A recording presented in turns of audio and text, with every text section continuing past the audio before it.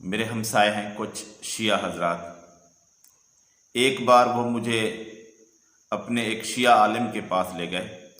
انہوں نے کہا کہ ہم آپ کو نہیں سمجھا سکتے، اس لیے آپ ہمارے ساتھ چلیں ہمارے عالم کے پاس، وہ آپ کو سمجھا دے گا۔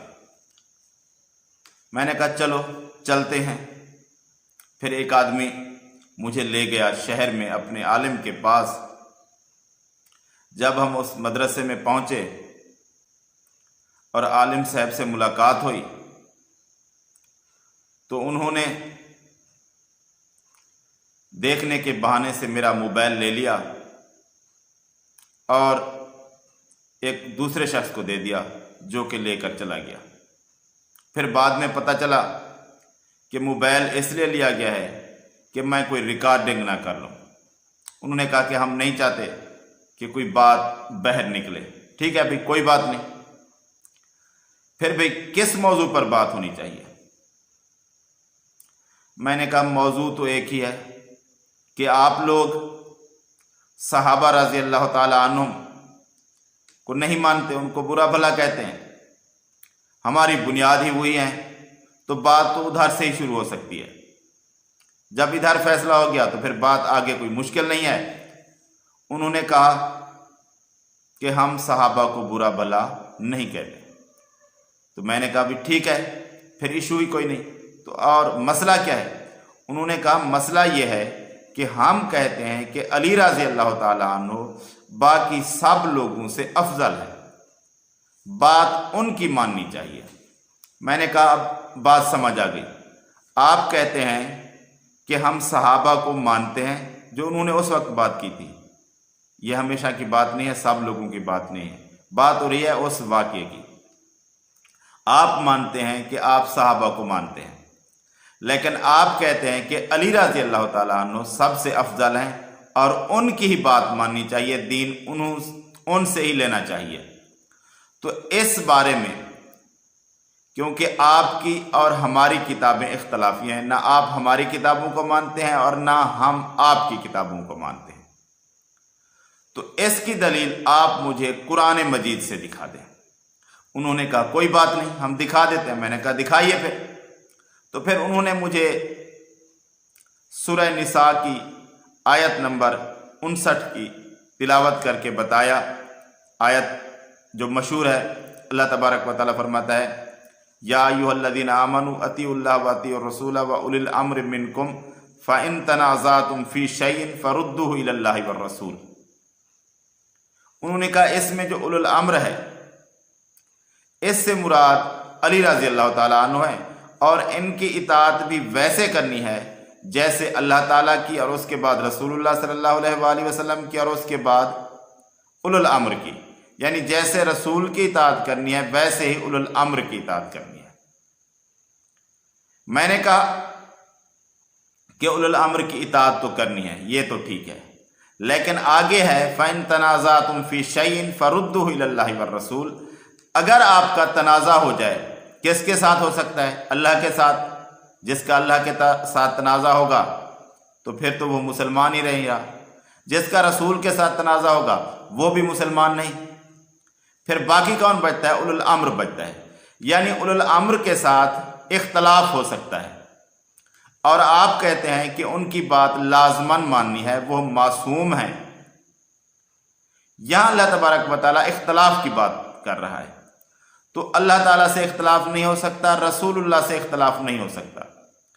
بکیا جس سے اختلاف ہو سکتا ہے وہ اولو الامر ہے۔ یعنی اولو الامر کی بات ماننی تو ہے، اللہ تبارک و تعالیٰ کہہ رہا ہے، لیکن اگر کسی وجہ سے اختلاف ہو جائے، یعنی اختلاف بھی اس سے ہو سکتا ہے، اس کی اتنی اتھارٹی نہیں ہے جتنی اللہ کی ہے اور اس کے رسول کی ہے، اس کی بات ماننی ہے، لیکن اگر اس کی بات اللہ اور اس کے رسول کی بات کے مطابق ہو، اگر ان سے مختلف ہو تو اس سے اختلاف ہو سکتا ہے۔ اور اسی وجہ سے اللہ تبارک و تعالیٰ نے آگے فرمایا کہ اگر تمہارا اختلاف ہو جائے تو اس بات کو اللہ اور اس کے رسول کی طرف پلٹا دو۔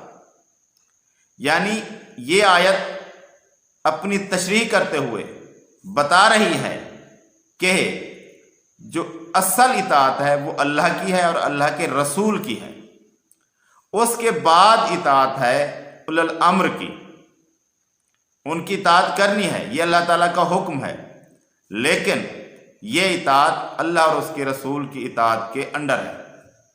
انہوں نے کہا نہیں، یہ اطاعت جیسے رسول کی کرنی ہے ویسے ہی اولو الامر کی کرنی ہے۔ کچھ دیر بحث ہوئی، پھر میں نے کہا اچھا مان لیتے ہیں، مان لیا، آپ کا مطلب ہی ادھر مان لیتے ہیں کہ اس سے بھی اختلاف نہیں کرنا، کسی حال میں جو کچھ ہو جائے اولو الامر کی بات ماننی ہے، لیکن مجھے آپ یہ دکھائیں کہ اولو الامر سے مراد علی رضی اللہ تعالیٰ عنہ کیوں؟ اس کی دلیل تو نہیں ہے، اولو الامر کی بات ماننی ہے، لیکن یہ کہاں لکھا ہوا ہے کہ اس سے مراد علی رضی اللہ تعالیٰ عنہ ہے یا ان کی اولاد ہے آگے؟ اولو الامر کی بات مان لیتے ہیں، لیکن یہ تو واضح نہیں۔ کوئی شخص بھی پھر کہہ سکتا ہے کہ میں اولو الامر ہوں، میری بات اسی طرح مانو، مجھ سے اختلاف نہ کرو۔ اس کی دلیل آپ مجھے دکھائیں، قرآن مجید میں یہ تو نہیں ہے۔ آپ مجھے ایک آیت دکھائیں جس میں واضح ہو کہ علی رضی اللہ تعالیٰ عنہ کی اطاعت کرنی ہے۔ پھر ان کے پاس اس کے لیے اور تو کوئی جواب نہیں تھا، پھر انہیں مجھے قرآن مجید کی کچھ اور آیات دکھائیں، وہ میں آپ کو بتا دیتا ہوں۔ وہ آیات یہ تھیں، سورہ قلم آیت نمبر 8، فَلَا تُطِعِ الْمُكَذِّبِينَ، ترجمہ حسن رضوی شیعہ عالم کا، لہٰذا آپ صلی اللہ علیہ وآلہ وسلم ابدی حقیقتوں کو جھٹلانے والوں کا کہنا نہ مانیے گا۔ اور اسی صورت کی سورہ قلم کی آیت نمبر 11، ہمازم مشائم بنمیم، جو تانے دیتا ہے اور چغلیاں کھانے کے لیے بھاگ دوڑ کرتا ہے۔ کہا اس کو سمجھ لیں آپ۔